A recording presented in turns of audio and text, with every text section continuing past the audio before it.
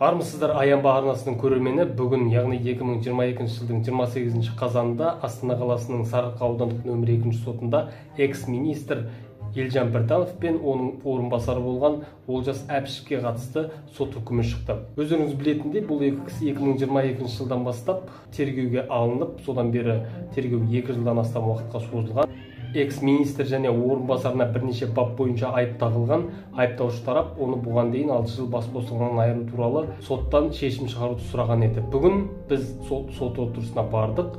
Сот ғимаратына кіріп бара жатқан кезде экс-министр журналистерге сұхбат беріп тұр екен. Біз сол аз ғана сәтті видеоға түсіріп алуға мүмкіндік алдық. Осыған дейін айтып едіңіз, бұл істің барлығы жала деп. Кім тұруы мүмкін бұл істің артында, бір мафия деп айттыңыз. Нақты кімді айтыңыз? Қазір ең маңызды сұрақ ол осы соттың шешімі бізге. Сол соттың шешімін күтейік. Менің ойымша біз өзіміздің тазалығымызды елге көрсеттік. Ел бізді қолдап жатыр. Сонымен біз ары қарай әрине осы соттың шешімімен байланысты ақылдасамыз. Қазір оны айтуға ертерек деп ойлаймын. Рахмет.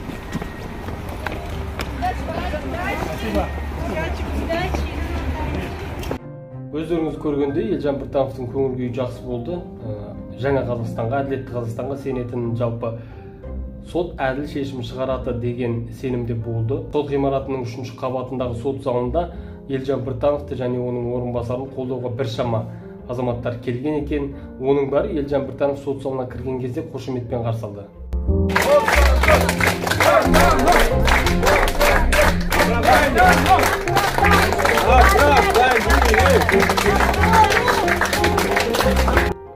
Судья келгенше журналистер сол жерге орнығып, сот залында бірнеше рет Елжан Біртановты қолдау сөздер айтылды, айыптаушы тарап отырды. Сот көп айналмай келді, зум арқылы да бұл соттың шешімі көрсетілген болатын. 10 шақты минутқа созылған сот үкімін айту кезінде судья басында экс-министр санавиацияны пайдаланған үшін тағылған айыпта экс-министрді кінәсіз деп тапты. Алайда лауазымын асыра пайдаланды деген айып бойынша Елжан Біртановты 5 жыл бас бостандығынан шектеді, ал оның орынбасары Олжас Әбішевті 4 жыл бас бостандығынан шектеді. Сонымен қатар бұған дейін келтірілген шығын деп екеуіне 1 миллиард 350 миллион теңге төлеуге міндеттеді. Екеуін міндеттеді. Яғни осы 3 айдың ішінде осы экс-министр мен оның орынбасары сол келтірілген шығынды қалпына келтіру керек. Сонымен қатар жалпы құрмет орденінен айыру туралы президентке ұсыным енгізілетінін айтты судья. Сот үкімінде жалпы Елжан Біртановты өмір бойы мемлекеттік қызметте істемейтіндей үкім шығарды. Бір байқағанымыз, осы үкім оқылып болғаннан кейін залдан айғайлар естіле бастады. Судьяның шешіміне сол жиналған көпшілік ырза емес екенін байқадық.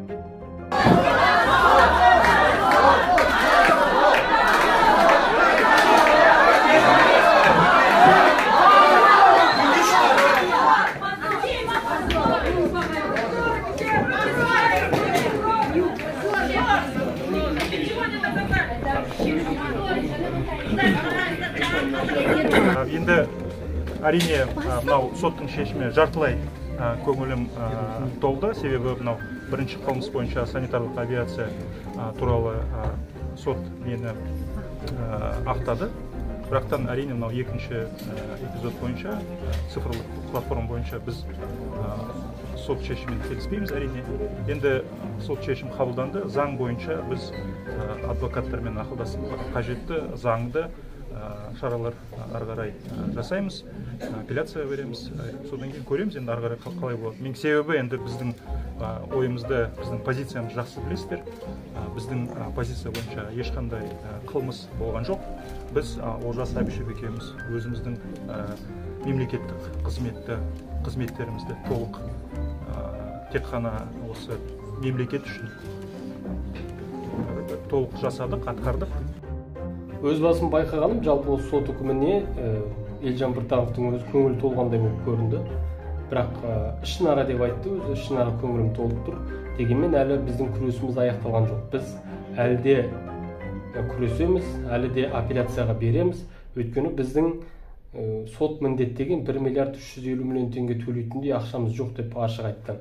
Сот үкімі оқылғаннан кейін байқағаным сот залына келген адамдардың, кейбір адамдардың көз жасына ерік бергенін көрдік.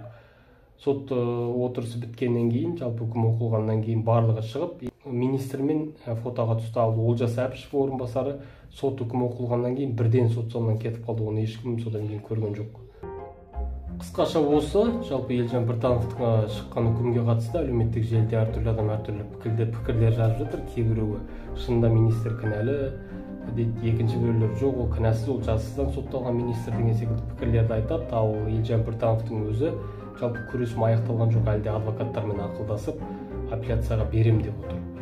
Елжан Біртановтың ісіне байланысты сіз не ойлайсыз, комментте жазып отырыңыздар, және міндетті түрде осы Аянба арнасына жазылып қойыңыздар.